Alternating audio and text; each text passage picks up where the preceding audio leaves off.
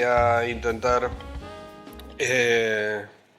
decir algunas cuestiones que no les van a sonar como grandes novedades, pero sí que me parecen que enmarcan la intervención posterior de Xavier sobre el momento y las circunstancias, podríamos decir. Destacaré algunos, como les digo, algunos elementos que me parecen claves para plantearnos un cierto progreso desde la situación actual en los próximos 10 años. Todas las cuestiones, esto de los 10 años, viene a que la experiencia indica, y no tengo ningún tipo de información o variable que me permita decir lo contrario, la experiencia indica que las ideas en esta tierra maduran muy despacio. Desde que una idea aparece hasta que pasa al nivel de discurso transcurren 10 años, y desde el nivel del discurso al nivel de la aplicación transcurren otros 10 años. Y esto dicho, digamos, en plan, no 10 años como 10 años, sino vamos, como imagen.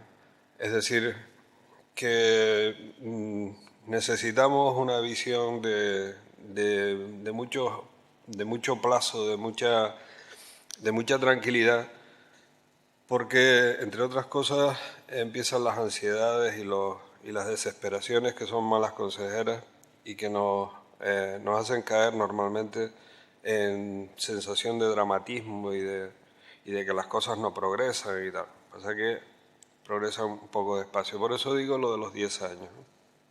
Entonces,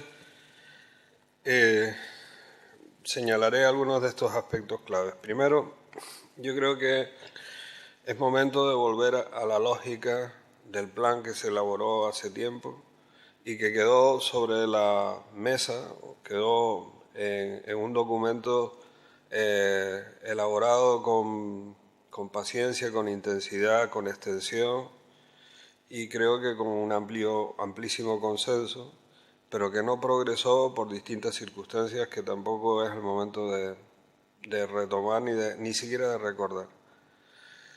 Me parece que volver otra vez a la lógica del plan, en una revisión de ese documento, para no partir siempre de cero, otra cosa muy nuestra, que es partir siempre de cero, para no partir de cero, volver al documento, volver a un cierto estilo de trabajo y completar lo que entonces no llegamos a hacer, que fue la tramitación de acuerdo con las normas establecidas en el Parlamento del texto, junto con las fichas financieras y demás.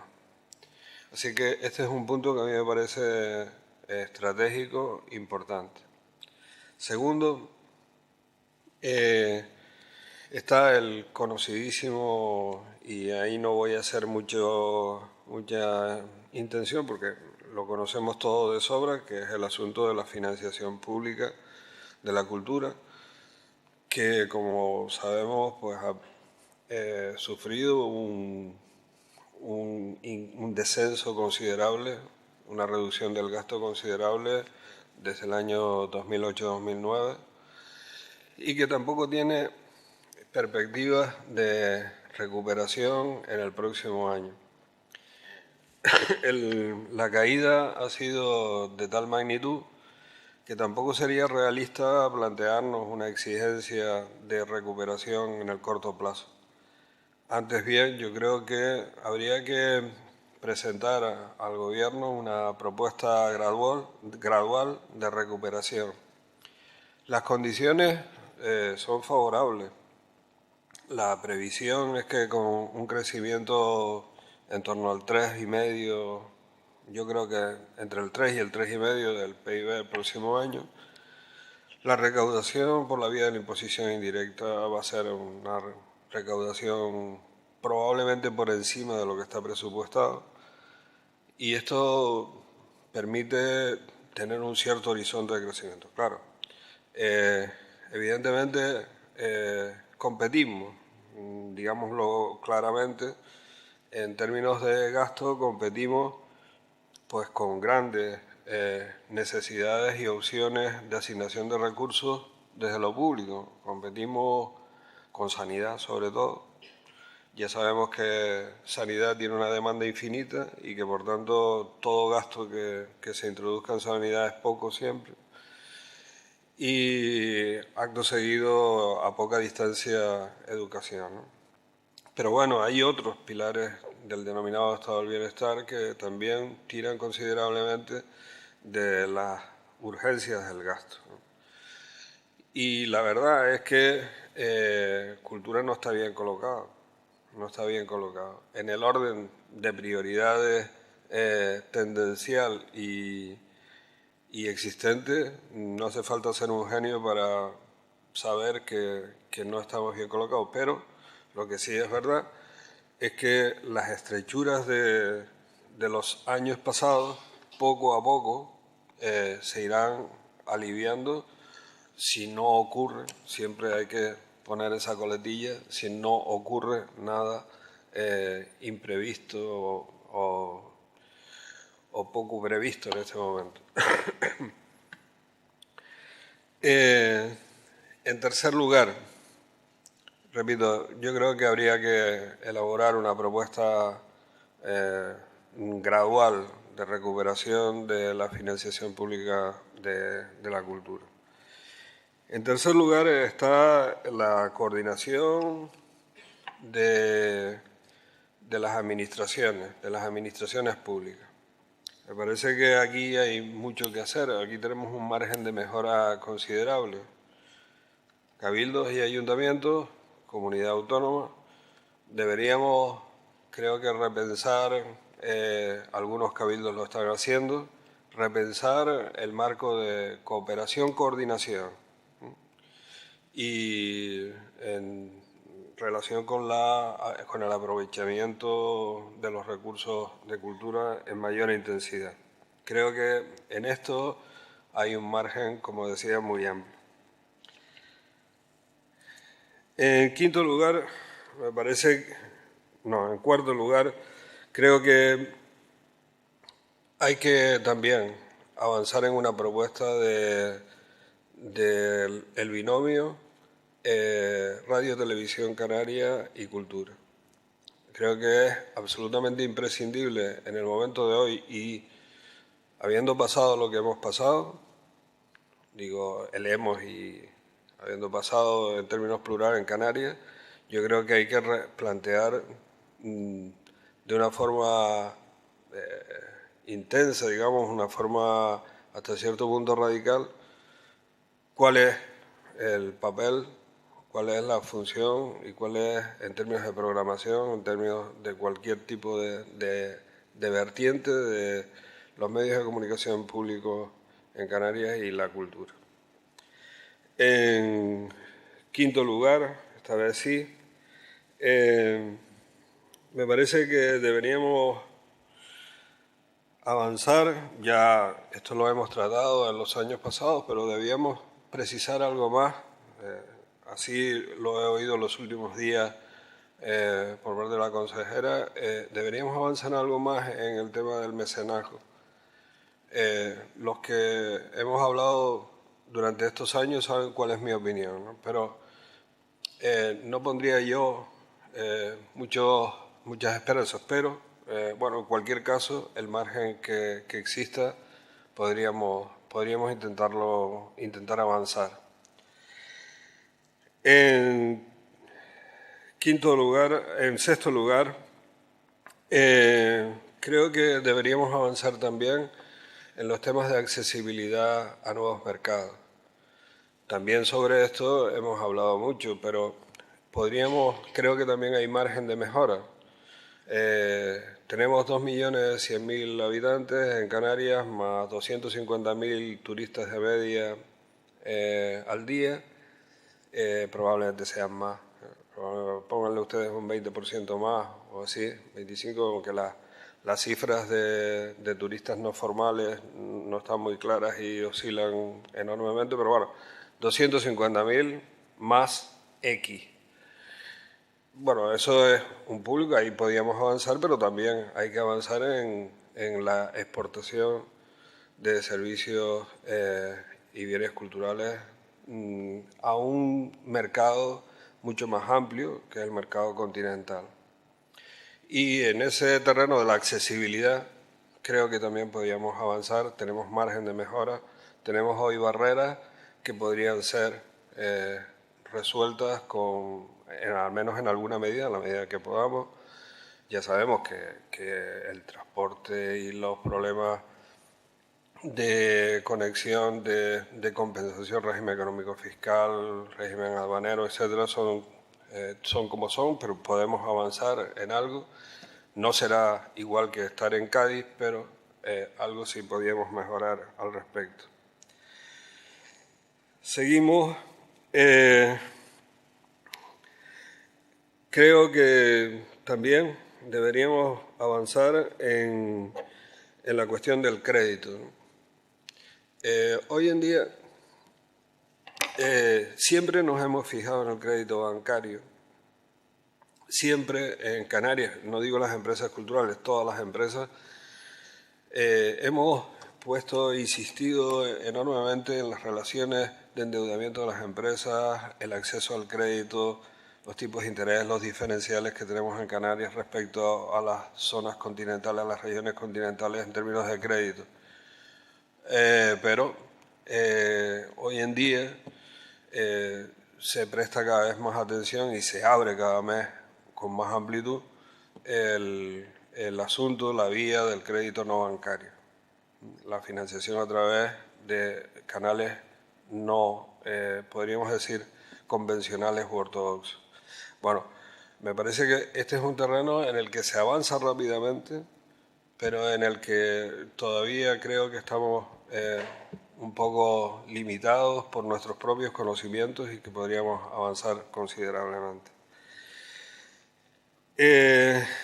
Sigo el asunto del asociacionismo de las empresas culturales. Me parece que también es urgente. La presencia en los lugares, en las organizaciones en donde se deciden cosas importantes sobre la economía de Canarias, la presencia de las empresas culturales sigue siendo escasa y yo creo que también es un terreno en el que podemos avanzar de forma considerable con apoyo público y con el impulso de los, podríamos decir, instituciones local que generen prácticas o generen impulsos de necesidad y de actitud entre las empresas que tienen relación con los ayuntamientos y los cabildos. Y por último, me gustaría también señalar que necesitamos también incrementar la dimensión de las empresas y los proyectos. Empresas pequeñas siempre habrá, y que haya muchas empresas pequeñas es bueno y es necesario.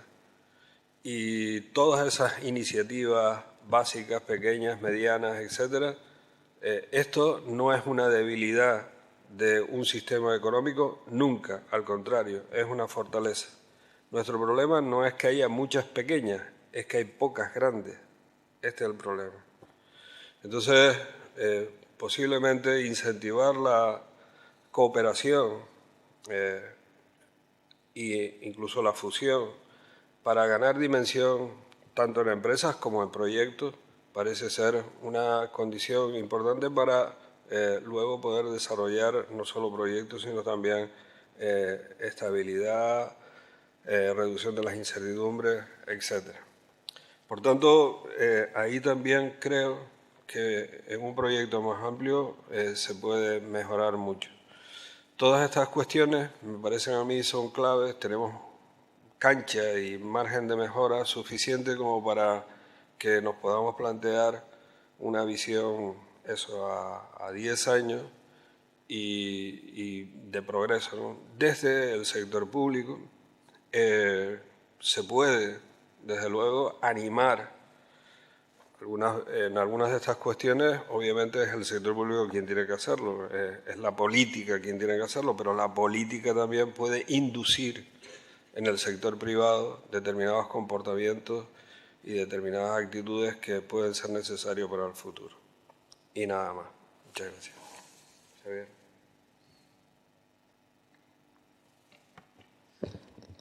Bien, gracias, José Luis. Bien, en primer lugar, gracias por haberme invitado y decir que estoy muy contento de volver a las islas después de, en mi caso, digamos, mi mayor, o mi mérito, o mi no mérito, digamos, el motivo por el que supongo que estoy aquí es porque codirigí junto a Tony Murphy, que en el fondo es el que tendría que estar aquí más que yo explicándolo, el Plan Canario de Cultura, que acabó hace 5 años, y por tanto un poco una de las 3 partes de mi intervención irá en este sentido, y como digo, estoy contento de poder recordar esos tiempos y de volver a ver cómo está todo. Decir que, claro, que hablar el último, digamos, aparte de las intervenciones que puedan haber, básicamente es un problema, porque desde el primer momento Ramón, después Pau, Tony, etcétera, me han ido pisando, ¿no?, una serie de cosas que yo quería decir, y que todo estaba bien organizado, pero que, claro, que evidentemente partimos de ideas parecidas y somos amigos y nos conocemos y hablamos. Incluso ayer estuve cenando con Pau y yo le iba diciendo: no discutamos más, que mañana, si no, vas a decir todo lo que estamos discutiendo, y efectivamente lo ha hecho. Pero también tiene una ventaja, que es que tienes la última palabra, ¿no? Con lo cual, lo que tú digas ya, evidentemente, después podemos hablar, pero tienes... Lo que yo voy a hacer va a ser primero una serie de consideraciones generales, al hilo de cosas que se han dicho esta mañana y al hilo de reflexiones más genéricas. Una segunda parte relativa más concretamente al Plan Canario de Cultura, y una tercera en la que voy a hacer alguna reflexión más sobre el presente, ¿no?, y sobre qué elementos se deben tener en cuenta desde la perspectiva de los responsables públicos, políticos y técnicos de cultura. Y esto lo haré pensando fundamentalmente, esta tercera parte, intentándole dar un tono que sea lo más útil posible, y cuando digo útil quiero decir que como mínimo incite la reflexión para las personas que están aquí y que se están estrenando recientemente como responsables políticos o técnicos en el ámbito cultural, ¿no?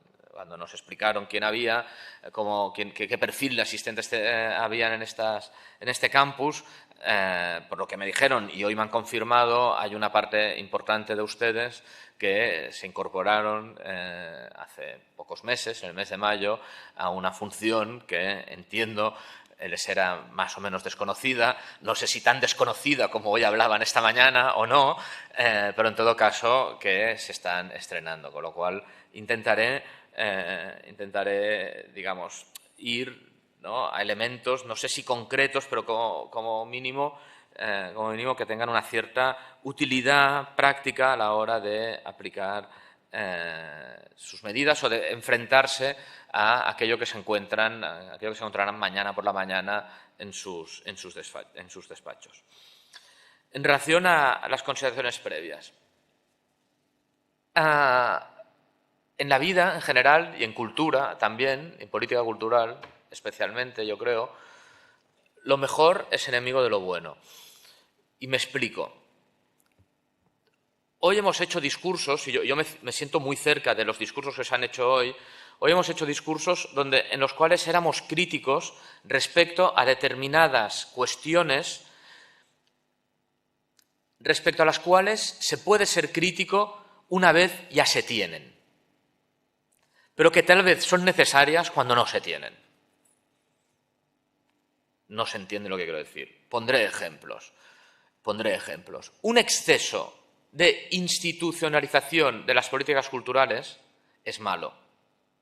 Pero cuando no hay políticas culturales, es mejor que haya políticas culturales institucionalizadas que no las haya. Y seguramente el paso para generar unos espacios de mayor cooperación y de mayor desinstitucionalización, de mayor participación de estas políticas, un paso previo necesario es tenerlas institucionalizadas. Con lo cual, tenemos que hacer un examen de cuál es nuestra realidad y seguramente, si nuestra realidad es que tenemos políticas poco institucionalizadas, antes de pensar en cómo hacer entrar a la ciudadanía en la institución, tal vez lo que tenemos que pensar es en los mínimos, que es en tener unas políticas culturales, es decir, en tener una institucionalización. ¿Qué quiere decir? Tener una concejalía, con unos técnicos, con un presupuesto y defenderlo a muerte esto. Y después ya hablaremos de la segunda parte, ya diremos que esto no es lo importante. Ya diremos que lo importante es la transversalidad. Pero a veces me da miedo que hagamos discursos que van hasta cierto lugar, ¿no?, sin tener en cuenta los pasos previos que son básicos, ¿no?, y que sin estos pasos previos, ¿qué nos sucede? Que lo mejor es enemigo de lo bueno. Es decir, que aquello que estamos buscando, aquello que estamos vendiendo o pretendiendo, nos va a producir un mal superior a lo que serían los mínimos muy criticables, pero mucho mejores que nada. Otro ejemplo es, yo soy el más crítico que nadie, y esto es algo que siento muy mío porque hace muchos años que lo digo. Atención con las políticas culturales corporativistas, es decir, que tienen a los agentes culturales como destinatarios. Y yo me quejo mucho de esto, ¿no? Y yo creo que las políticas de determinados gobiernos son excesivamente o exclusivamente corporativistas, y me parece muy mal. Sin embargo, los sectores culturales son necesarios. Los sectores culturales, creativos y productivos son absolutamente necesarios. Y si no existen, tenemos que inventárnoslos.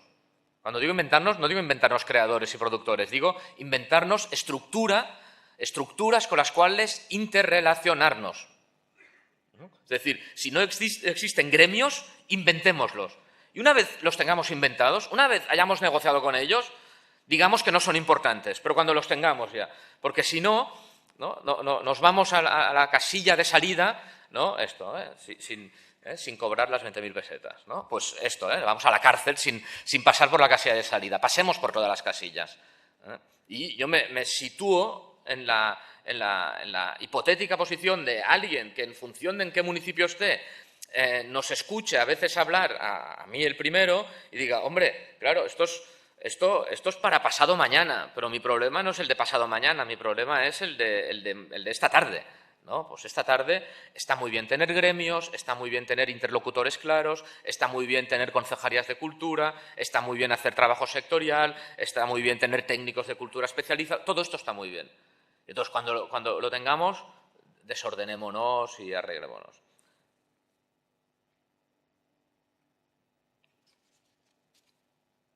Segunda reflexión, previa y general. Me han precedido, casi todas las personas que han hablado antes eran economistas, como mínimo las conferencias centrales, todos, ¿no?, es decir, Ramón y Pau, José Luis, con lo cual, y yo no lo soy, yo no sé qué soy, oficialmente soy licenciado en filosofía, pero no soy, oficialmente quiero decir, no. Los licenciados en filosofía no nos llamamos filósofos, ¿no?, sino licenciados en filosofía, pero no soy economista. No sé si porque no soy economista o porque no lo creo, soy muy crítico con el argumento, en tener que ir a buscar argumentos, y sé que coincido con Ramón Zallo claramente en esto, en tener que ir a buscar argumentos en las externalidades económicas para defender las políticas culturales. Soy crítico por principios, es decir, yo creo que las políticas culturales tienen argumentos intrínsecos a partir de las cuales las podemos defender y podemos argumentar la inversión en cultura y el gasto en cultura al margen de los beneficios económicos que se obtengan de ella. Pero además soy crítico por razones operativas, por razones prácticas. Ir a jugar al campo del retorno económico es ir a jugar al campo contrario. Es decir, ir a jugar a aquel campo es ir a jugar a un campo en el que tenemos las de perder. Porque estoy convencido, como mínimo a corto y medio plazo, que hay contraargumentos que nos perjudican porque son más potentes que nuestros argumentos de carácter económico. Es decir, cuando estamos hablando del impacto económico de las industrias culturales y creativas, generalmente lo que hacemos es estudiar el impacto económico de estas industrias, o de nuestro sector, o de nuestras políticas. Claro, los economistas me han enseñado que a la hora de tomar decisiones no solo tenemos que estudiar este impacto, sino que lo tendremos que comparar con otros impactos para decidir cuáles son las mejores inversiones. Evidentemente, nosotros, ¿por qué creemos que son mejores las de cultura? ¿Por razones, digamos, de comparación con otros sectores? ¿O porque partimos de un punto de ventaja que creemos que son importantes? Es porque creemos que son importantes. En la medida que creemos que son importantes, utilicemos este argumento, que es son importantes porque nos hacen mejores, nos hacen más humanos, son indisociables de una cultura democrática, de una cultura crítica, es decir, lo siento, yo soy un antiguo, yo soy un moderno, yo soy hijo de la modernidad, pero yo creo que las políticas culturales solo se entienden y solo se justifican desde la modernidad. Y cuando digo desde la modernidad, quiero decir, y no desde la posmodernidad, que parece que fue una cosa que pasó de largo, pero no pasó. O sea, pasó de largo la moda, pero el espíritu de la posmodernidad llegó para quedarse. Y es el principal enemigo que tenemos las políticas culturales. El espíritu de la posmodernidad, el todo vale igual, etc. Bien, esto como consideraciones previas. Segunda parte, y seguramente la central. Hicimos un plan de Canario de Cultura. Yo no sé el grado de conocimiento que hay en la sala del plan Canario de Cultura. He saludado a amigos y amigas que participaron, José Luis, por ejemplo, y no solo, pero hicimos un plan Canario de Cultura. Mi experiencia en aquel momento fue buena, interesante y divertida y agotadora también, todo hay que decirlo. Hubo un día que incluso viajé aquí el mismo día y volví a Barcelona, que parece imposible, pero conseguí el mismo día ir y volver.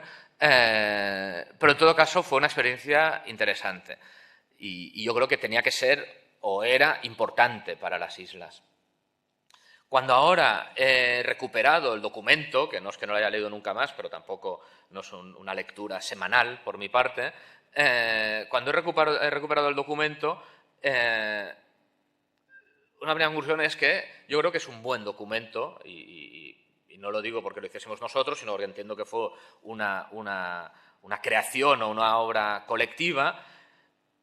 Yo creo que tiene algún atrevimiento importante, ¿no? Para empezar, hay dos elementos de atrevimiento muy importantes, que es lo de los 10 años vista. Por un lado está bien, pero ahora, yo cada vez que, como más pasa el tiempo, más miedo tengo de planificar a largo plazo. Yo creo que los procesos de planificación, la aceleración de los tiempos hacen que igual tengamos que tener grandes marcos estratégicos que pueden ser más a largo plazo, pero después en las concreciones tenemos que ir seguramente más a medio plazo. 10 años es una eternidad.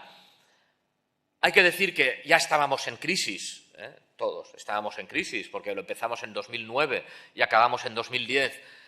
Citamos la crisis, pero sin embargo fuimos bastante atrevidos, ¿no? Y esto lo señalaría igual como otro de los defectos o de los inconvenientes del plan, ¿no? Que igual no fuimos suficientemente conscientes de la crisis y precisamente la crisis, seguramente, la crisis es lo que explica que el grado de desarrollo del plan haya sido el que ya se ha apuntado que ha sido, ¿no? Que es perfectamente descriptible, que diría un escritor catalán muy conocido. Josep Pla decía, para decir las cosas que no estaban, decía, perfectamente descriptible.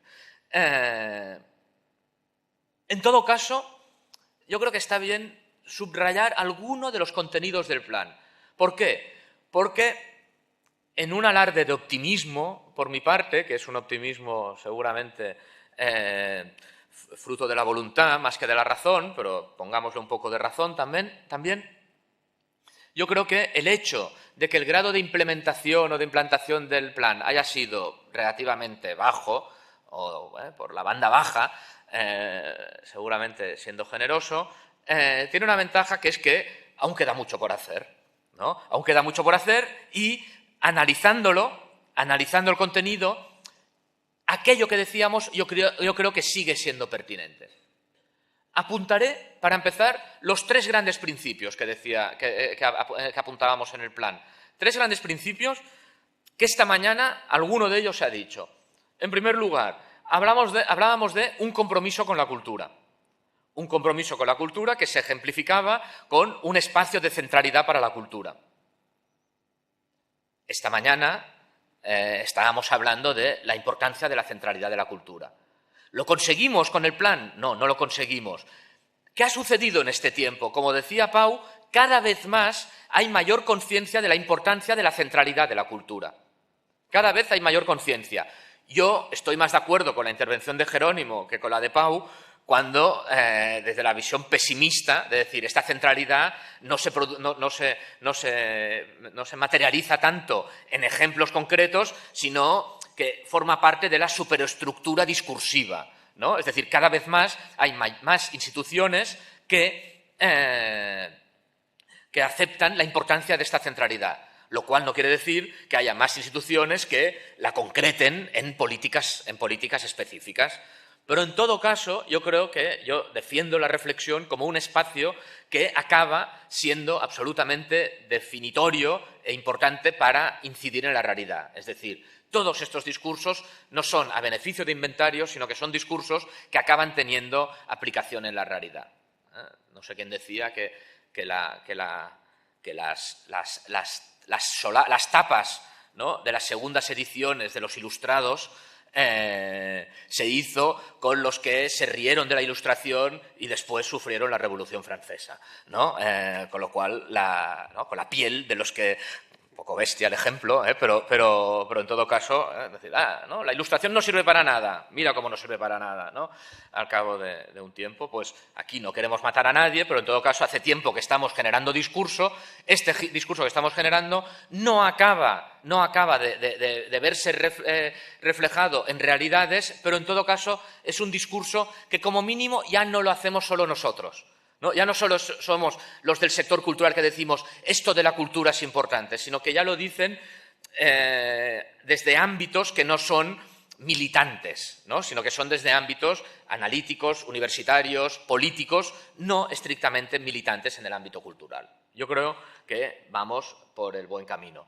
El indicador de los 20 años de Pau yo creo que tiene más que ver con su progreso personal, de que cada vez es más importante y por tanto le piden más consulta a él que no un cambio en la realidad. Él decía, como han pasado 20 años y cada vez me preguntan más qué deben de hacer. Digo, hombre, claro, te lo preguntan porque eres muy sabio y con el paso de los años más te lo preguntarán. Pero en todo caso, compromiso con la cultura y centralidad, primer elemento. Segundo elemento, consenso, estabilidad. Aquí tenemos que encontrar un equilibrio siempre en las políticas culturales. Hoy se defendía, y yo estoy de acuerdo, que las políticas culturales también son ideológicas. Y en la medida que son ideológicas, están supeditadas a la voluntad de la ciudadanía cuando elige a sus representantes. Con lo cual, una política de un partido de centro-derecha no es lo mismo que una política de un partido de centro-izquierda, política cultural. Esto debería ser así, aunque Pau decía que no era exactamente así y lo decía como crítica. Sin embargo, lo que sí es cierto es que hay muchos elementos de las políticas culturales que tienen todo su sentido a medio y largo plazo. Aquí sí que es importante que hayan consensos, es decir, que no partamos de cero. Aquí me apunto al punto 3 o 4 de los que decía José Luis, es decir, no empecemos siempre de cero. No empecemos siempre de cero, aquí tenemos el plan. Yo creo que el plan es un buen inicio y un buen inicio con el que generar estabilidad. ¿Por qué? Porque hay un cierto consenso en el que participan de dicho consenso distintas fuerzas políticas y el sector. Un sector que entiendo que es un sector poco estructurado, poco orgánico, pero el sector que hay en las islas participó de este consenso a la hora de elaborar el plan. Tercer elemento fundamental, es un instrumento de planificación estratégica. ¿Qué ventaja tiene la planificación estratégica? En primer lugar, que, digamos, que esto también que eleva la mirada y que de algún modo define las acciones y aquello que debemos hacer no en función de ninguna inercia, no en función de la tradición, no en función del activismo por el activismo, no en función de lo que apuntaba antes Pau, de los gustos de cada uno, sino en función de unos objetivos. Con lo cual, aquí había unos objetivos y detrás de los objetivos había unas propuestas de actuación. La planificación estratégica es un buen instrumento.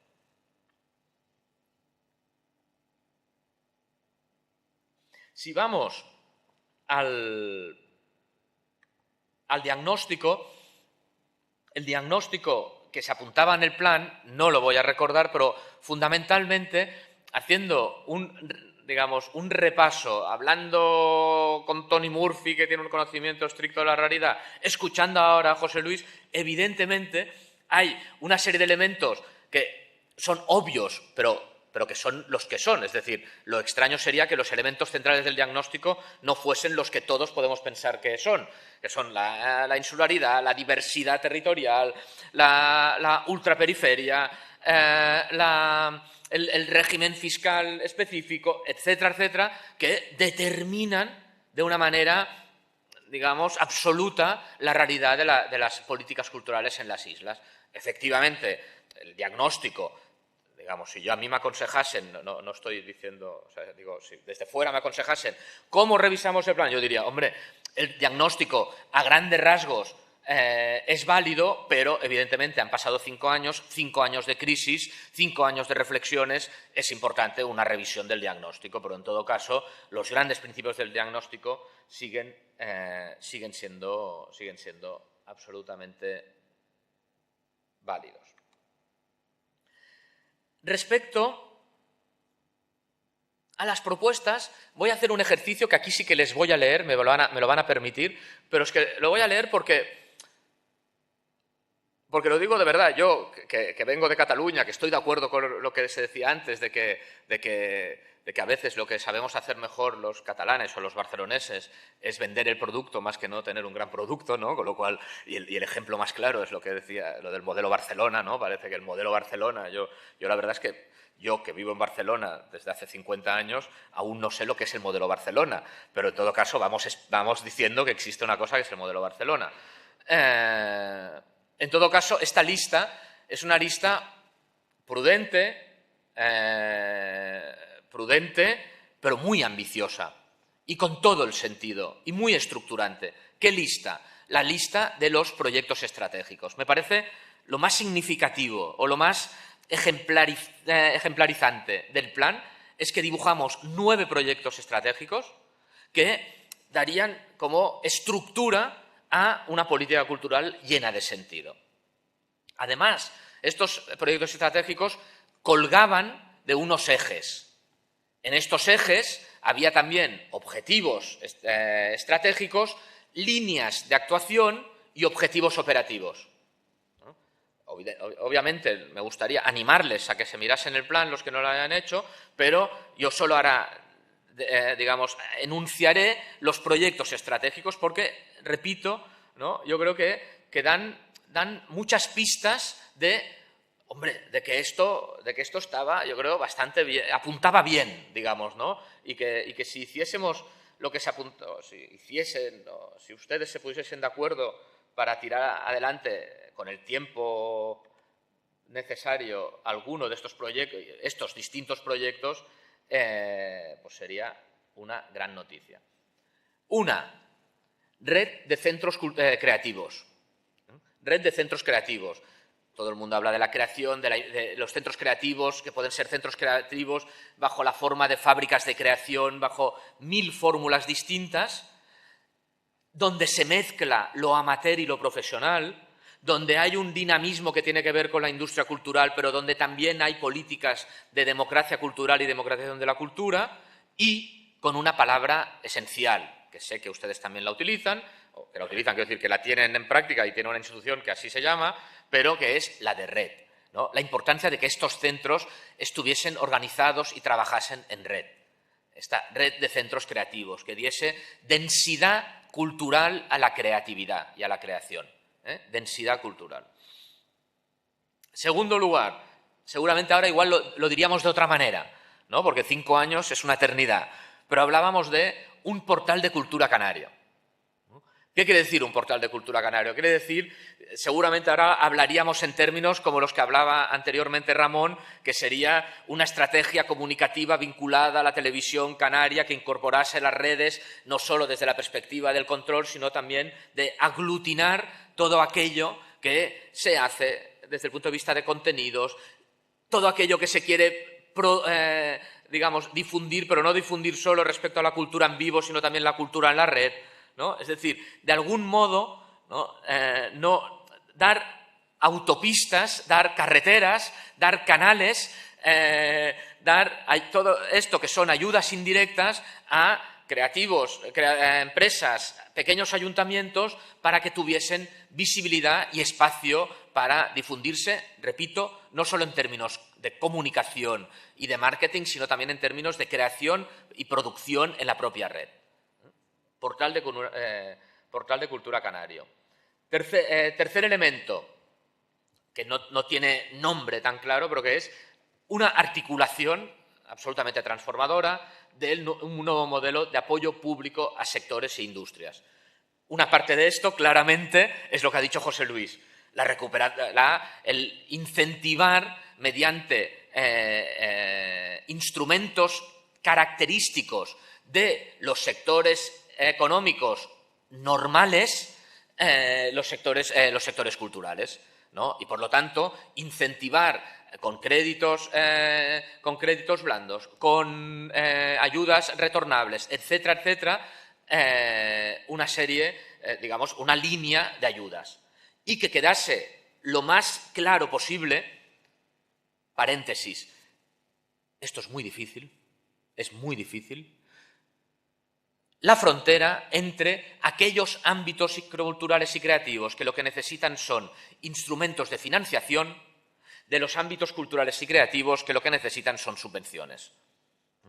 Definir esto es muy complicado y es muy complicado porque finalmente la mejor medida de definición de esto es no intentando mapificar la realidad, sino dejando muy claros cuáles son los instrumentos y que sean las empresas las que se identifiquen con un tipo de instrumento u otro. No sé si me explico. Es decir, yo me siento llamado a acudir a una ayuda o a la otra en función de mi tipo de producto y de mi tipo de empresa. Y es la claridad del instrumento la que define a qué ámbito me apunto a pedir ayuda. Evidentemente, una condición importante es que las ayudas a financiación sean por volúmenes más importantes que las subvenciones, porque, claro, si a alguien le dices, ¿tú qué quieres? ¿Recibir 10 y no la devuelves o recibir 8 y la devuelves? Difícilmente va a preferir una cosa que la otra. Si hay una diferencia importante y aquello es mínimamente sostenible económicamente, pues tiene una mínima viabilidad.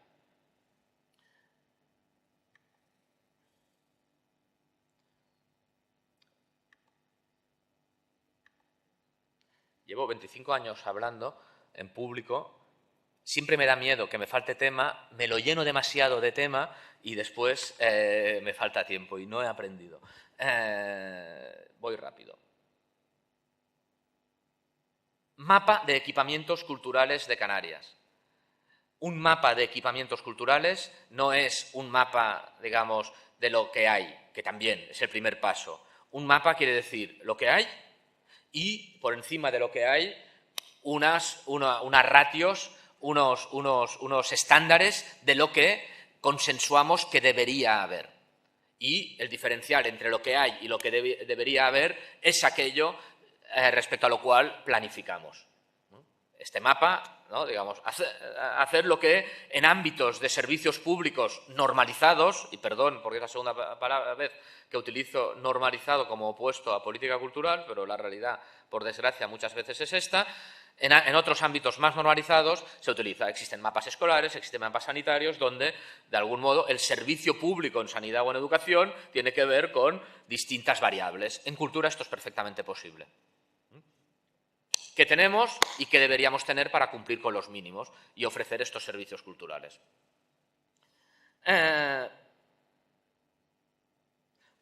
Aquí lo llamábamos, decíamos, un impulso concertado de la demanda cultural. Impulso concertado de la demanda cultural. Traduzco.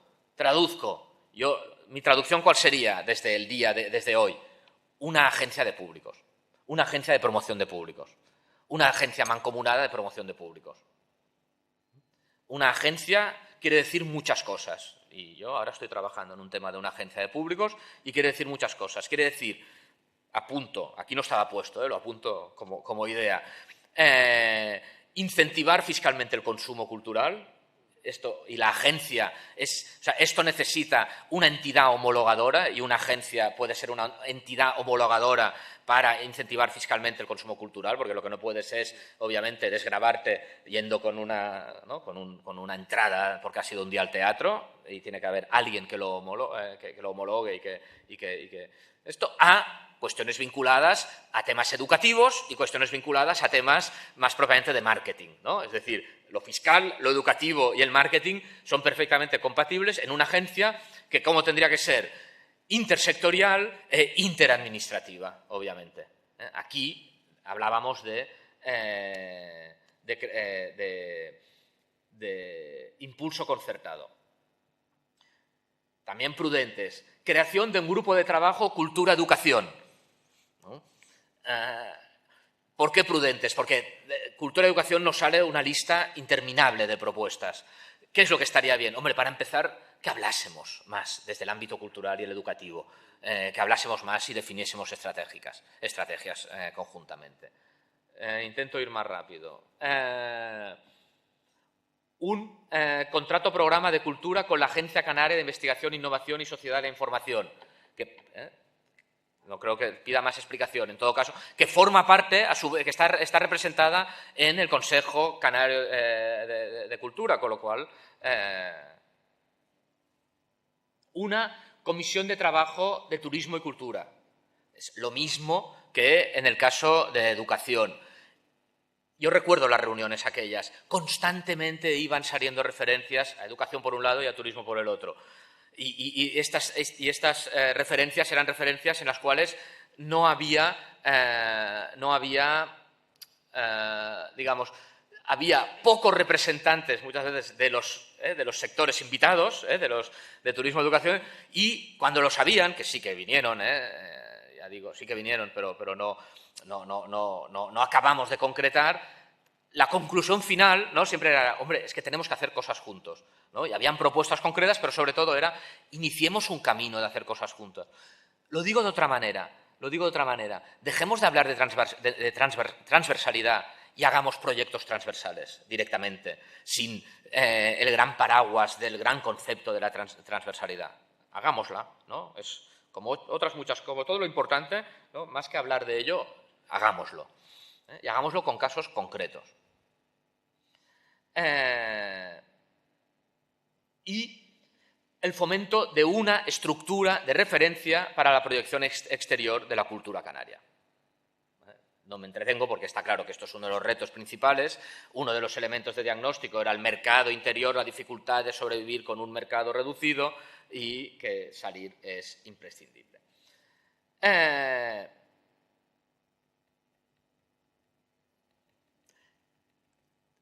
Nos curamos en salud en el plan y dijimos, bueno, todo esto se puede hacer si se dan unas condiciones.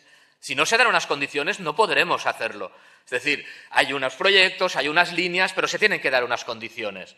¿De qué condiciones hablábamos para que esto se articulase bien? Hablábamos de crear un sistema de información, seguimiento y conocimiento constante de la realidad cultural canaria. Esto se concretaba en el observatorio, que existe, entiendo que está creado, ¿no?, y Y está, digamos, y hay una parte que no me toca decirla a mí, que supongo que después acabamos de completarlo, pero en todo caso, formalmente creado, pero no estrictamente en funcionamiento, diríamos.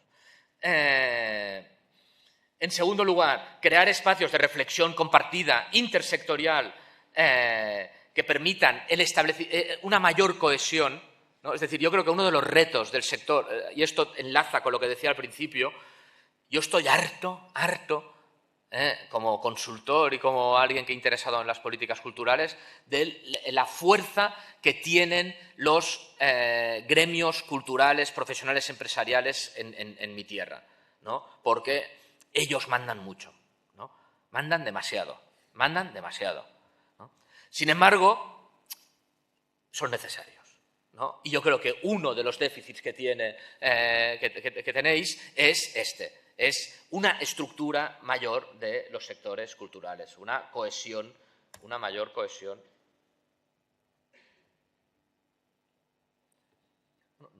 Uy, hemos mirado la batería y se ha acabado la batería, no tengo tema ya. O sea, es muy grave lo que me acaba de pasar. No. Sí, a ver, no. Bueno, hombre, es muy grave, ¿eh? Un cargador. Sí, yo lo tengo en la maleta y lo hemos mirado con... ¿Dónde tienes la maleta? No, la tengo fuera, la tengo en el guardarropía. Uy, lo hemos revisado, había mucha batería. Vete contando algo. Me voy contando algo. No, me voy contando... completo después lo del plan, que prefiero seguirlo en orden. Ahora lo completo, pero que se ha acabado la batería.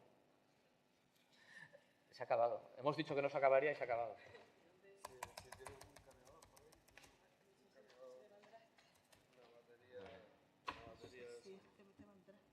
A ver, está aquí.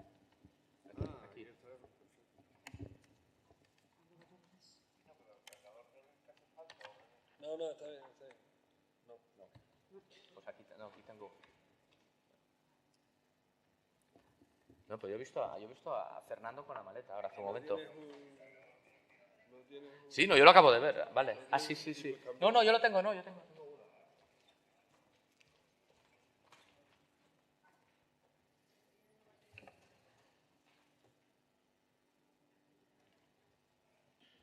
¿Alguien quiere decir algo? ¿Cantar algo?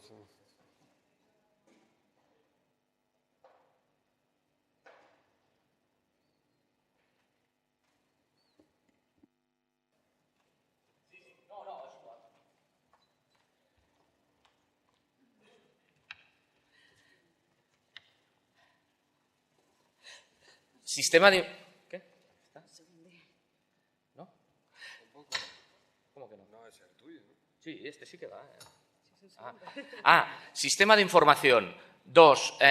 Reflexión para la cohesión intersectorial. 3. Estoy hablando de memoria. El consenso y relación interinstitucional. No van enchufe. Interinstitucional. Y faltaban dos, que no los recuerdo. Bien, en todo caso... No, es que estaría bien acabarlo.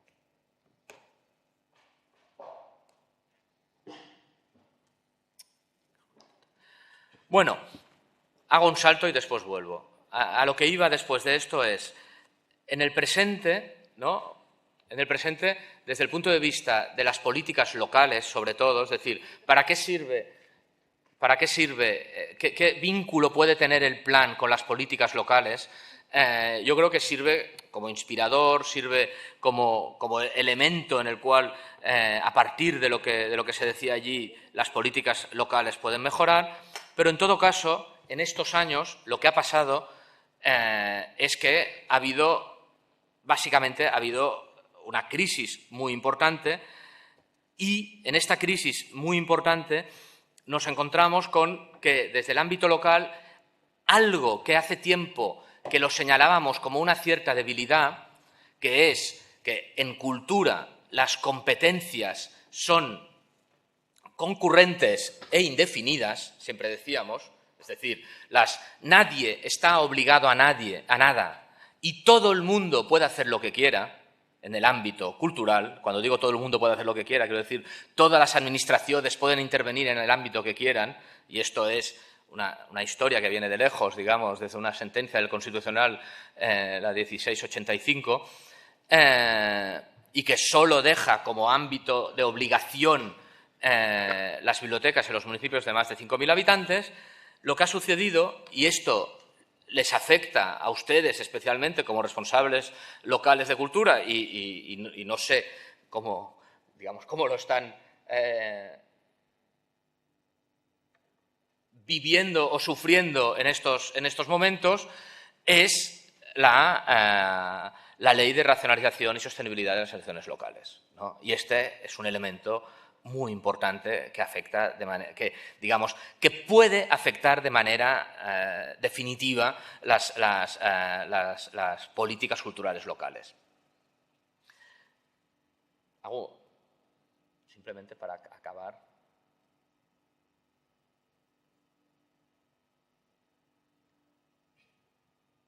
Sí, los otros dos puntos he hablado de sistema de información, espacios de diálogo, de reflexión compartida sectorial, desarrollar marcos legislativos y normativos que favorezcan y mejorar los estándares de calidad en la gestión cultural, tanto pública como privada. Aquí, lo que ha dicho antes Tony, lo que se ha apuntado antes por parte de Tony Murphy,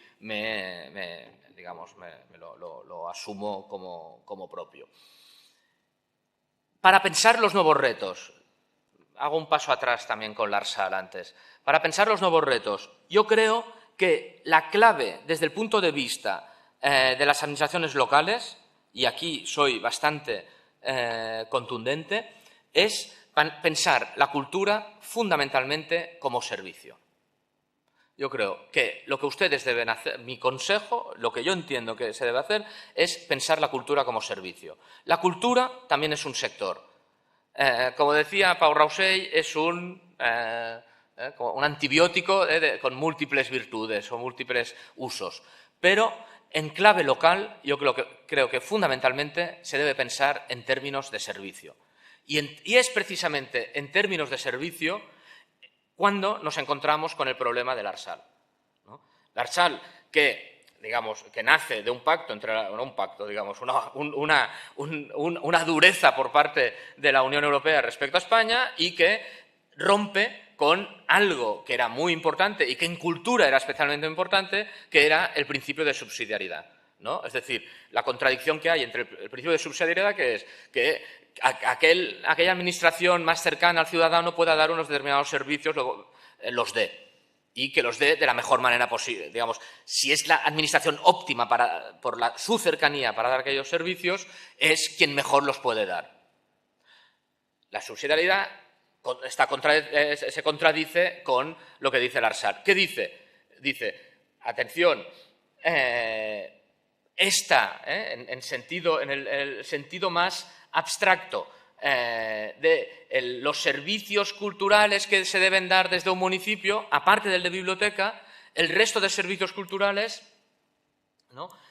no están para nada especificados. Se dice, se mantiene el servicio mínimo obligatorio en el caso para las bibliotecas, se mantiene igualmente la competencia propia en el marco de lo que defina cada legislación autonómica en materia de protección y gestión del patrimonio. O sea, tenemos las bibliotecas, tenemos patrimonio como obligaciones municipales en función de lo que diga cada legislación, y allí donde antes se decía actividades o instalaciones culturales, ahora se llama promoción cultural y equipamientos culturales.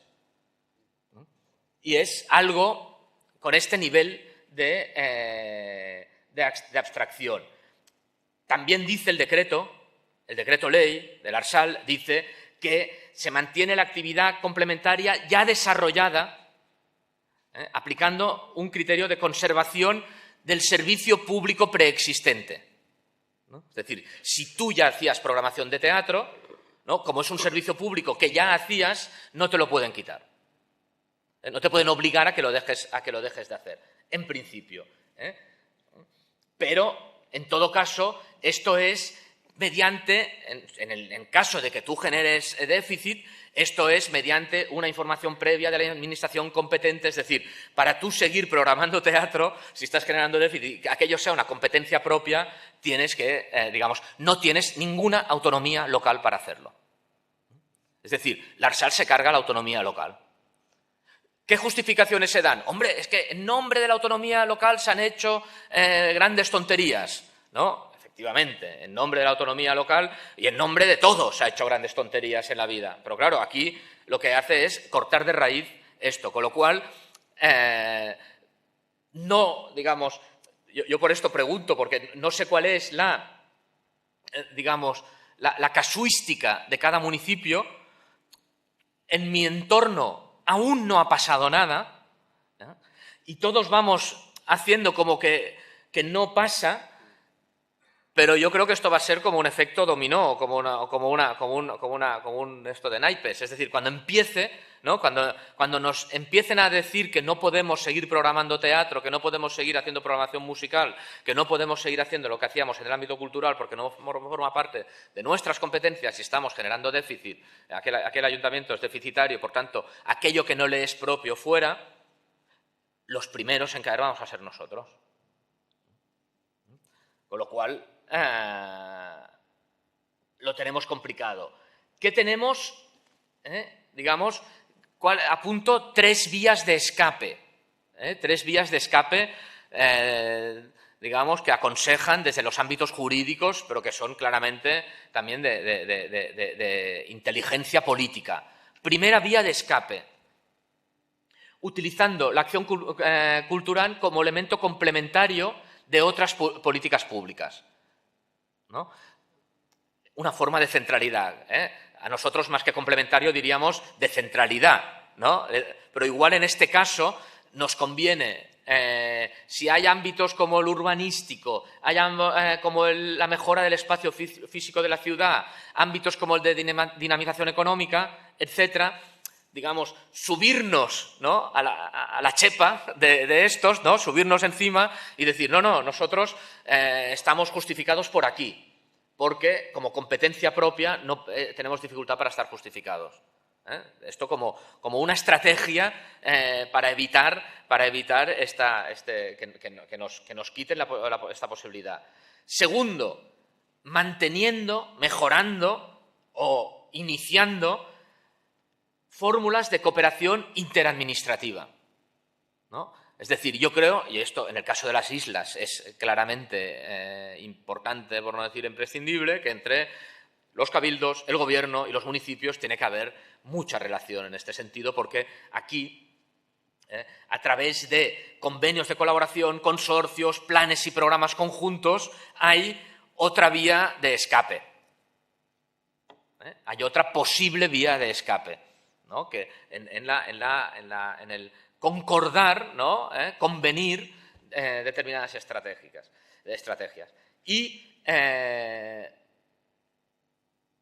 Y otra es, claro, tenemos este concepto, tan indefinido de promoción cultural que siempre lo podemos utilizar, ¿no?, pero, estaremos transitando en la cornisa, ¿no? Cuando digamos, no, esto es promoción cultural, claro, cuando hacen l'Arsal, la hacen con alguna intención.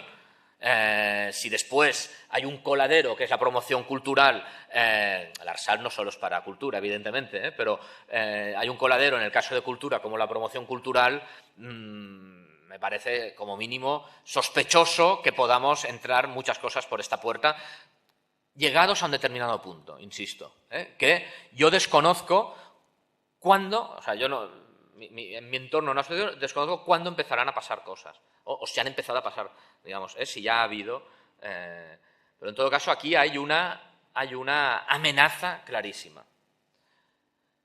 Y para ir apuntando, y me sabe mal lo accidentado de la la intervención, acabo con un par de consideraciones globales.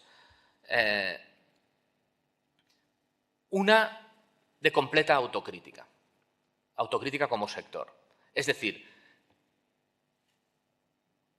si hubiésemos hecho los deberes, ni la ARSAL, ni la crisis, ni nada nos hubiese llevado a la situación en la que estamos. Y ahora no hablo de Canarias, hablo como mínimo de España.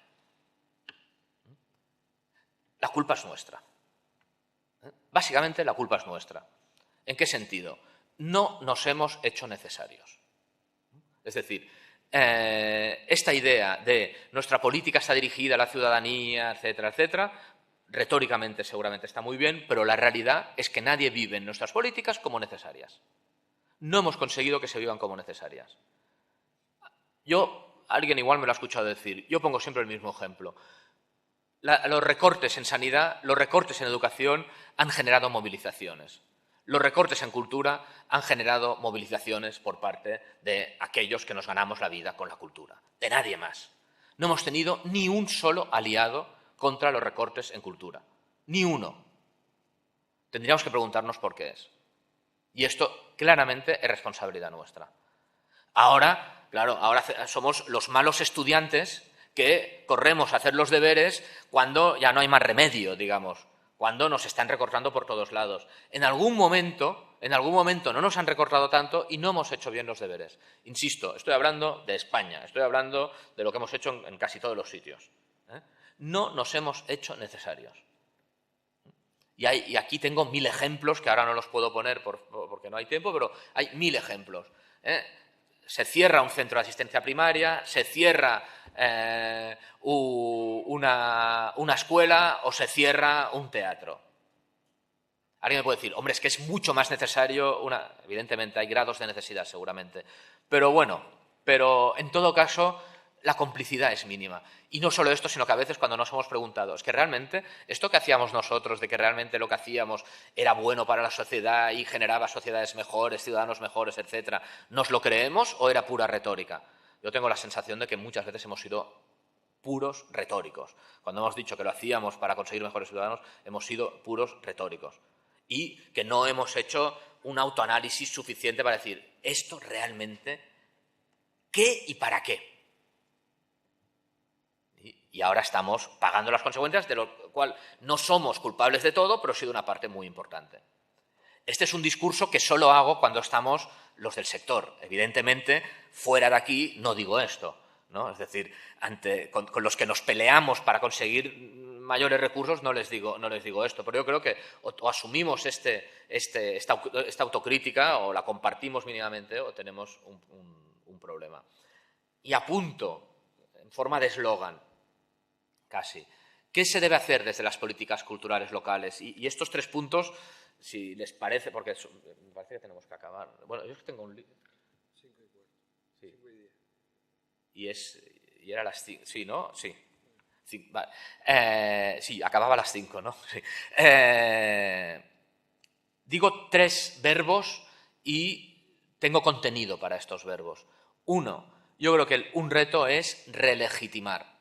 Nos tenemos que relegitimar, encontrar, digamos, elementos no solo retóricos y argumentales, sino también prácticos para recuperar legitimidad de nuestras políticas. 1, relegitimar. 2, optimizar. Y optimizar pasa por elementos como ahora tecnificar, profesionalizar, aparte de la austeridad, etcétera, etcétera. 3, corresponsabilizar. Corresponsabilizar con todos los agentes posibles. Corresponsabilizar interadministrativamente, corresponsabilizar en el territorio, corresponsabilizarnos con los municipios de al lado. En definitiva, entender que esta idea de red es algo que se tiene que hacer con múltiples geometrías y con distintos acentos. Gracias y disculpad por la batería.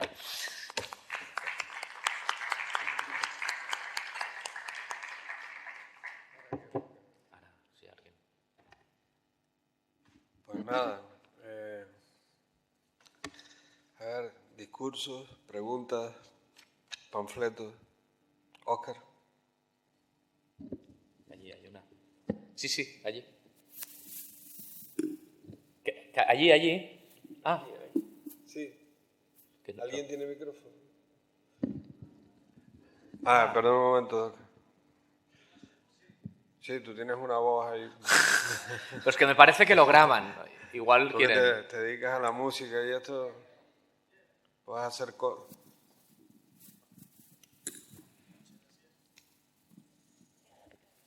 Sí. Vale, ya seguimos.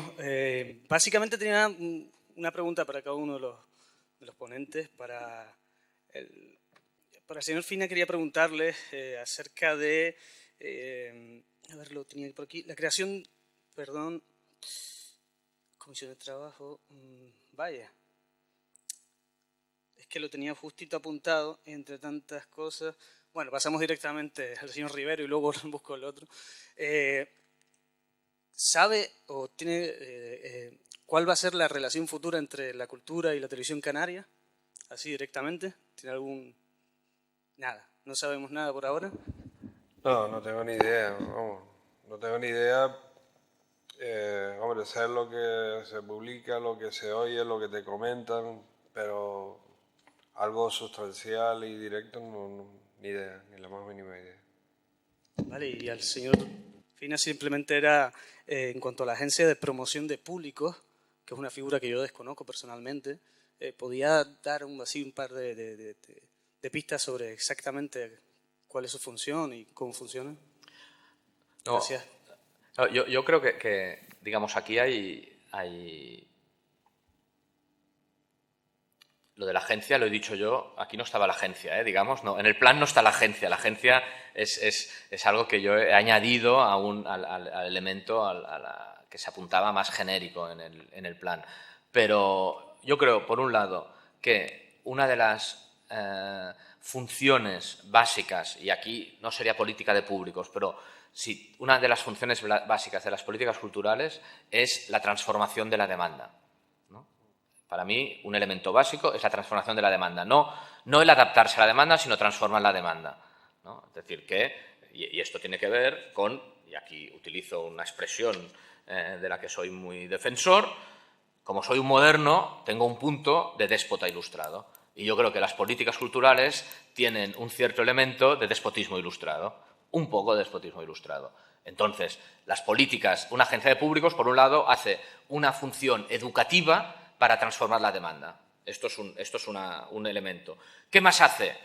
Facilita que la demanda ya existente encuentre respuestas a esta vocación, a esta voluntad, digamos, de asistir a través de, digamos, de estrategias de marketing, de comunicación, etcétera, etcétera, ¿no? Sería un segundo eje. Un primer eje dirigido a la no demanda, para transformarla en demanda. Un segundo eje para ampliar la demanda de los que ya consumen cultura.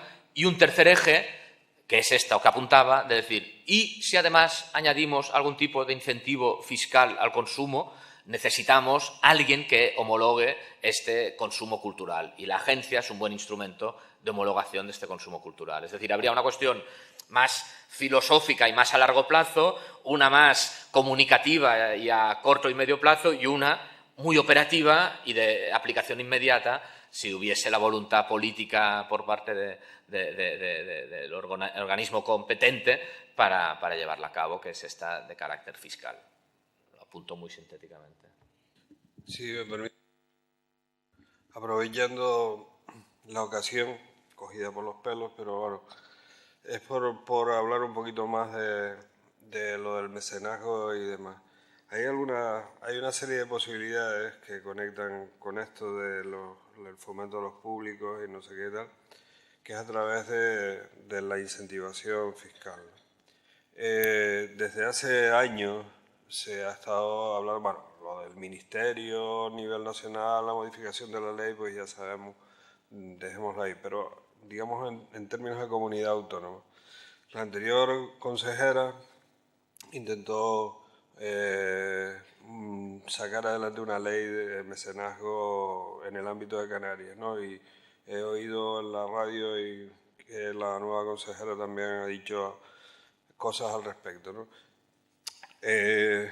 Habíamos estudiado, un grupo de personas, habíamos estudiado las posibilidades que existían. Hay una parte de la cuota del impuesto sobre la renta de las personas físicas que es autonómica y que hay capacidad, ¿no?, legislativa. Entonces hay una serie de incentivos, dos incentivos en Canarias que están ligados a la cultura,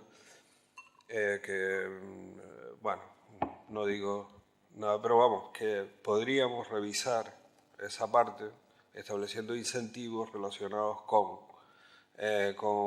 el consumo y la demanda de bienes culturales. Por ahí es una de las vías que podría ser.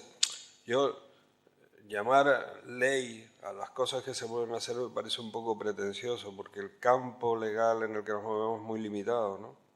Pero bueno, tampoco voy a ser yo el que diga que no, ¿no? Si por ahí, por ahí. Pero me refiero que esto está relacionado con la posibilidad directa de modificar los incentivos del 50% del impuesto sobre la renta de las personas físicas, ¿no?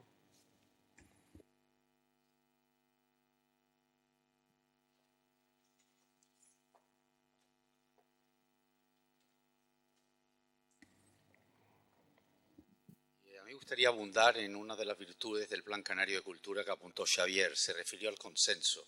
Como esto es un término bastante manoseado, a mí me gustaría dejar claro que el consenso no fue el resultado de la disolución de las diferencias estéticas, ideológicas, políticas o sociales de las distintas instituciones o individuos, más de 300 personas que participaron en el Plan Canario de Cultura, sino fue la construcción de un marco suficiente para que los distintos proyectos de construcción de Canarias se sintieran razonablemente cómodos.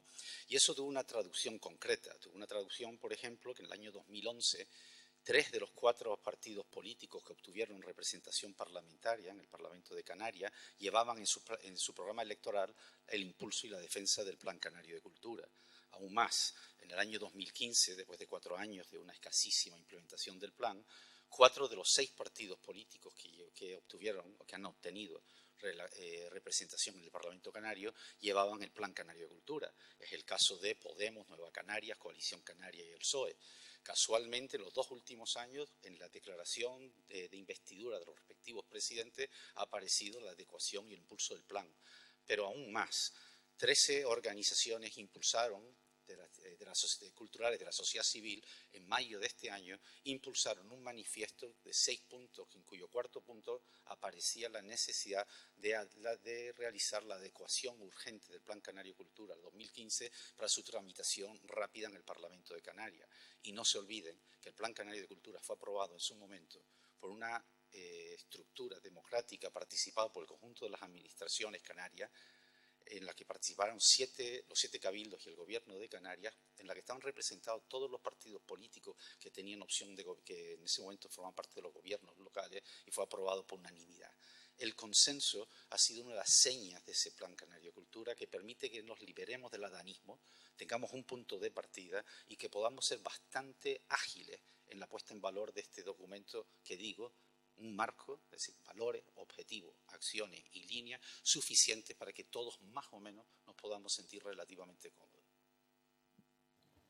Me parece muy oportuno lo que acaba de decir, porque es cierto, aunque he dicho antes lo que he dicho, pero es verdad que el plan tenía un nivel de legitimación altísimo en el momento, y eso hizo concebir muchas esperanzas, ¿no? No nos olvidemos que aunque la crisis económica empezó en sus primeros detalles en el verano del 2007, sin embargo, las restricciones presupuestarias fuertes empezaron en el presupuesto del 2011, después del famoso 11 de mayo del 2010. De la intervención del presidente del gobierno del Congreso. Es decir, que ese cambio de política económica, el documento es del 2010, pero inmediatamente empezaron los problemas graves desde el punto de vista de ajuste del déficit, etcétera, etcétera, en mayo del 2010, ¿no? Por eso ahí... Pero bueno, me parece que no... Que volver atrás para volver a hacernos sufrir tampoco es conveniente. O sea, que el documento está ahí, está muy legitimado, como acaba de decir Tommy. Fue un trabajo extenso, con aportaciones de un montón de gente, tal cual. Y me parece que es un documento de partida válido, como acaba de exponer Xavier. Me parece que está, que es un documento válido en un porcentaje muy alto. Pasa que, claro, han pasado algunos años, algunas cosas hay que ampliarlas, modificarlas o reducirlas, pero el documento, vamos, lo que quiero decir con esto es que hay que leérselo, vamos. Los que lo habíamos leído lo tenemos que volver a leer, y los que no lo han leído les invito a que lo lean, porque es un documento que vale la pena leerlo.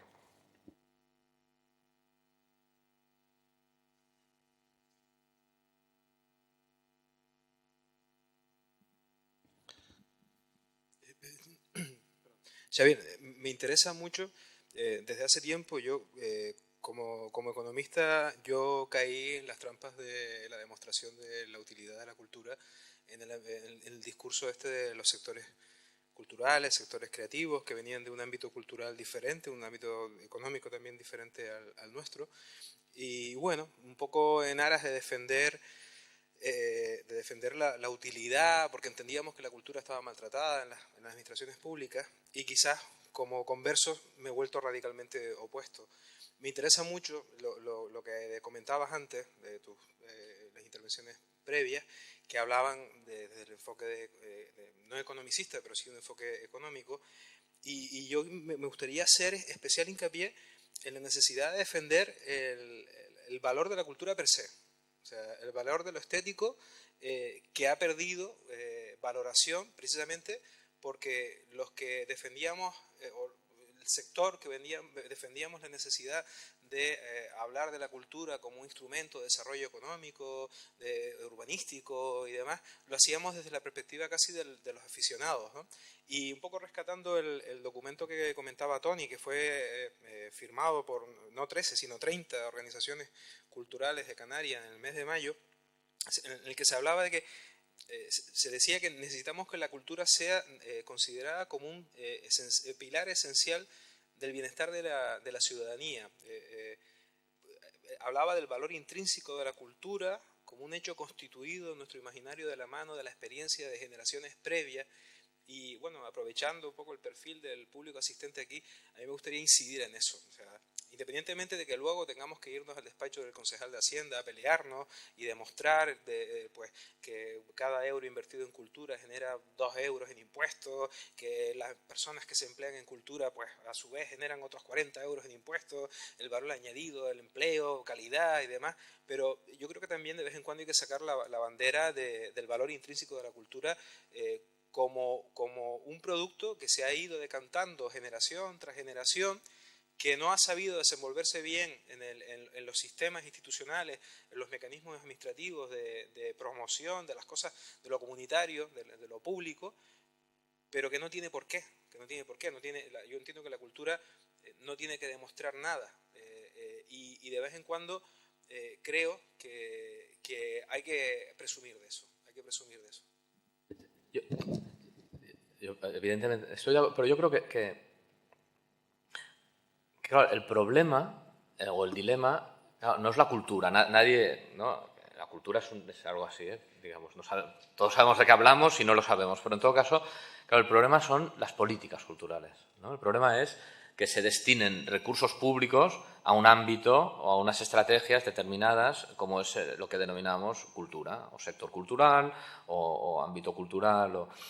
Y entonces, a diferencia de otros ámbitos o de otros sectores, por nuestro talante o por la propia naturaleza del sector, está bien preguntarse, bueno, ¿y por qué hay políticas sectoriales en cultura y hay otros ámbitos en los que no hay, para entendernos, no hay concejalías, no hay departamentos específicos de estos otros ámbitos de actividad? Yo creo que la pregunta es esta, porque sin políticas culturales ya habría cultura, evidentemente, ¿no? O sea, la cultura es constitutiva del individuo y de las sociedades. Claro, el problema es, ¿por qué creemos que son necesarias las políticas culturales? Claro, durante un tiempo nos fuimos quedando sin argumentos, en buena medida, por lo que decía antes de la posmodernidad, porque entramos en crisis respecto al valor intrínseco de hacer una sociedad más, con perdón, más culta y, por tanto, con mayor capacidad de autoconciencia, de autodeterminación, de autorrealización, bueno, aquello que eran los principios de la modernidad, ¿no? Y entramos en crisis con esto y de manera periférica, de modo periférico, empezamos a decir, bueno, esto es importante, pero además tiene impacto económico. Y este además tiene impacto económico ha sido una expresión, ha sido un animal, digamos, que ha ido comiendo la centralidad, ¿no? Y al final decimos, ¿y por qué hay que invertir en cultura? Porque tiene impacto económico, ¿no? Y nos hemos olvidado de todo aquello. ¿Por qué nos hemos olvidado? Había una razón por la cual nos hemos olvidado. Porque yo no diré nunca lo de la crisis de valores, pero en todo caso, lo que sí es verdad es que hay, digamos, que el ser humano como proyecto es un ser humano que necesita de elementos vinculados al saber, al conocimiento, al razonamiento, a la capacidad de disfrute estética, etcétera, etcétera, porque hay un progreso, se puede ser, digamos, hay un cierto ideal. Esta idea está muy pasada de moda, digamos, cuesta mucho defenderla. O sea, lo digo de otra manera, a mí me cuesta defenderla. A mí me cuesta encontrar argumentos para defender esto. Yo los tengo, o creo que los tengo, pero a mí me cuesta encontrar argumentos para esto, ¿no? Y por una razón de ideología global dominante. La idea dominante no es esta.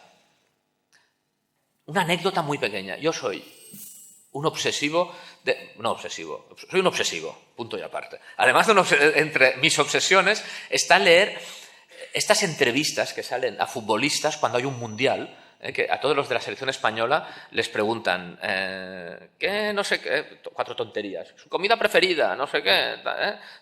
Hay una pregunta que desde hace 20 años siempre aparece, que es ¿qué libro se ha llevado a la concentración? Siempre aparece esta pregunta. Hace 20 años, que yo ya me lo leía, todos decían que se estaban leyendo un libro. Evidentemente era mentira.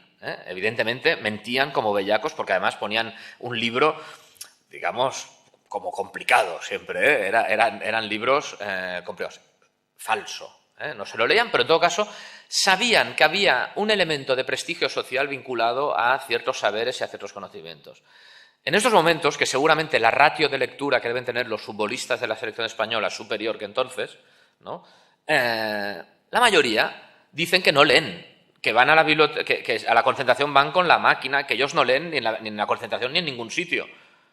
¿Por qué dicen que no leen? Porque decir que no lees un libro nunca no supone nada, no te quita ni un poco de prestigio. Excepto, si yo qué sé, si eres catedrático igual de filología hispánica, ¿no? Que igual sí que está bien que leas algo. Pero aparte de esto, no pasa nada. No pasa nada. Y hablo de la lectura porque es como el elemento así más central. No leo, pero leo muchos WhatsApps y mucho Twitter. Hombre, no, si yo también, pero no es esto, ¿no? Entonces, no soy un apocalíptico ni nada parecido, no, todo está muy bien, etcétera. Pero hay un problema de decir, ¿se puede entender el mundo sin determinados instrumentos que me permiten interpretarlo? Esta es la pregunta, ¿no? Mi respuesta es no. Y por esto son importantes las políticas educativas y las políticas culturales. Y por esto son importantes las humanidades. Bueno, yo qué sé, ¿no? Ahí estamos, ¿no? En esta lucha. Pero no estoy muy seguro de que la ganemos. En ese debate, Jerónimo, yo creo que es paralelo. Lo que pasa es que el debate en educación empezó antes, ¿no? Empezó en los años 60 con la teoría del capital humano, ¿no? Entonces, la teoría del capital humano, como sabes, puso de moda el análisis económico de la educación, buscando las rentabilidades individuales y sociales y tal, a través de la aplicación de la teoría de la inversión al ámbito de la educación. Entonces, Lo mismo que ahora se oye decir, cada vez además se dice, lo que pasa es que ya ni siquiera creo que se den cuenta de lo que dice, que la educación, hay que hacer una educación que sirva al sistema productivo y todas estas cosas y tal.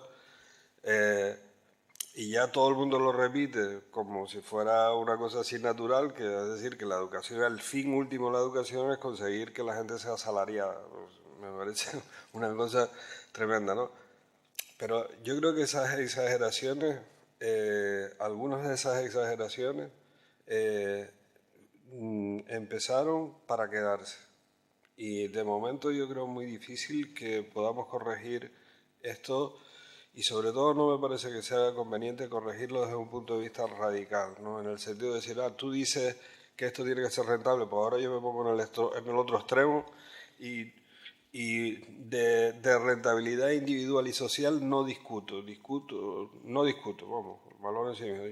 Me parece que hay que tomar aquellos aspectos del análisis económico de la cultura que puedan hacer progresar las ideas y establecer consenso en la medida en que se pueda, y desde luego no caer en ninguna exageración, porque el análisis de la rentabilidad o de la cultura, tanto desde el punto de vista individual como desde el punto de vista social, es un aspecto más, y no probablemente ni siquiera el más importante, uno más de cómo se pueda analizar un hecho o unos elementos tan diversos e importantes como la cultura, ¿no? Es como la sanidad, ¿no? O la salud, cómo analizar la salud solo desde el punto de vista de la rentabilidad individual. También hay exageraciones de este tipo, análisis de este tipo referidos a la salud.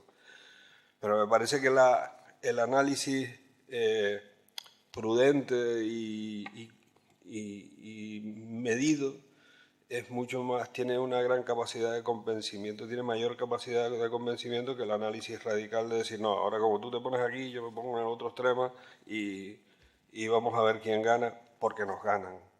Sí, si es así, nos ganan. Sí, yo abundaría en esa idea, en la idea que realmente es un sector económico significativo, porque ha bajado de un 2,9, ha bajado a un 2,5 más o menos, pero aun con todo sigue siendo un sector importante, o sea, es un porcentaje significativo. Lo que pasa es que, y es de esperar que con pasada la crisis irá aumentando en la medida que se regularicen las formas de remuneración del conjunto de actividades económicas que hay. Ahora, lo que ha crecido exponencialmente y también tiene su importancia económica son los usos sociales, horas que dedica la gente a la cultura, tiempo, implicación de elementos culturales no monetizados, que en su día algunos podrán monetizar y otros disfrutaremos en claves más libérrimas, ¿no? Pero todo eso tiene un efecto económico transversal para el conjunto de la economía como tal. Y luego, no solamente es un valor social, porque las imágenes que no construyamos nosotros desde nuestros países lo harán otros por nosotros y serán esas imágenes las que vayamos a consumir. Si tú quieres renovar los agentes, los creadores, por fuerza tiene que haber un nivel de oferta propia que compita con la que puede llegar y llega desde el exterior. Como no generes agentes económicos, la costumbre de una producción propia, estás arruinando la propia capacidad de generar imágenes o de generar relatos que se deriven de tu propia cultura. Te la estarán construyendo tu cultura a otros. Es decir, no es un valor social solo de usos sociales, es un valor también de transmisión generacional, de transmisión de conocimientos y de adaptación al tiempo. Por lo tanto, esa importancia es clave desde el punto de vista de una cultura, y a su vez eso tendrá su valor económico, porque lo que te gusta a ti, ¿por qué no les va a gustar a otros si estás utilizando imágenes en claves universales también? Es decir, que esto, la cultura, como decía Rivero, de la parte económica es relevante, va a seguir siendo relevante, pero aún es más relevante la parte que no tiene una cuantificación económica, pero en cambio tiene una cuantificación en claves de oferta, de presencia de imaginarios, de contenidos y de educación colectiva. Solo una cosa, que es que cuando hacemos estos cálculos y cuando yo reivindico que insisto en hablar de políticas culturales, no de cultura. Y entonces establezcamos bien, ¿no?, donde cómo contamos una cosa y la otra, ¿no? Desde el punto de vista de su valor económico y su justificación. Ahora, a ver, no sé si me explico. Es decir, hay una variable que es lo que justifica una política cultural, ¿no? Que es a lo que yo me refería, y la otra es decir, hay un sector de actividad intervenido públicamente y no intervenido públicamente, ¿no? Y esto con las creativas ya nos vamos más lejos aún, ¿no? Porque vamos sumando sectores al cultural, añadiéndole lo creativo, pero no tenemos políticas públicas en estos ámbitos, ¿no? Con lo cual, alguien algún día nos va a decir, si como argumento utilizas datos económicos que incorporan sectores que no forman parte de tu ámbito de actuación, igual me estás haciendo un poco de trampa. No sé si me explico. Y esto está sucediendo en distintos, digamos, en Europa está sucediendo. O sea, tú ves los cálculos de impacto económico y hay muchos sectores, o sea, son muy amplios los sectores. Y después analizas las políticas culturales y no están trabajando desde esta amplitud. Te estás refiriendo al diseño, a la arquitectura, a las ingenierías, que en eso sí que hay trampa, en eso estoy completamente de acuerdo. Esos son otros ámbitos que no tienen que ver exactamente con lo cultural, son sectores aledaños, ¿no? Son primos hermanos. El argumento neoclásico típico es si usted dice que los bienes y servicios culturales son tan importantes y tan valiosos, pues páguelos. ¿Para qué hace falta las políticas?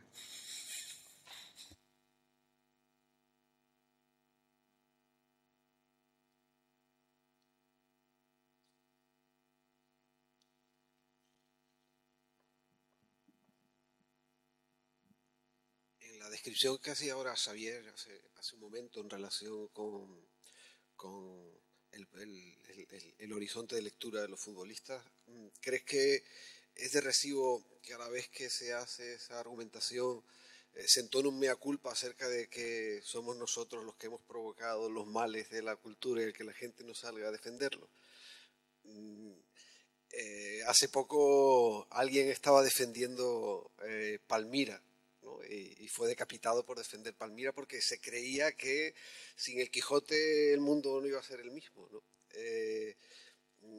No sé hasta qué punto es aceptable entonar un mea culpa, ¿no? Me parece que el fenómeno es mucho más complejo que ese, y creo que a la vez que se hace eso habría que decir que hemos estado muy mal representados.